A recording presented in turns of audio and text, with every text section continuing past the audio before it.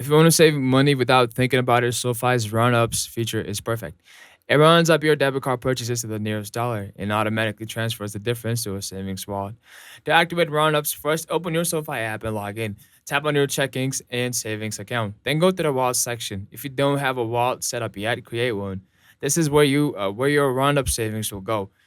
Once your wallet is ready, go back to the main dashboard and find the Roundups option. Tap on it and it will enable the feature. You'll need to make sure your SoFi debit card is linked so SoFi can track your purchases and calculate the roundups. After activating, every purchase you make with your SoFi debit card will be rounded up to the next dollar.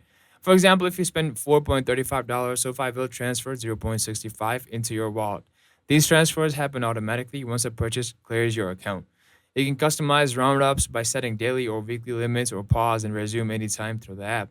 The savings add up quickly without you having to do extra work.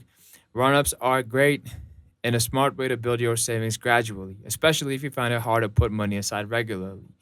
Well, if you find this video helpful, you always know what you have to do. You gotta go like, subscribe, and comment. And if you have any questions, just drop them in the comment section down below.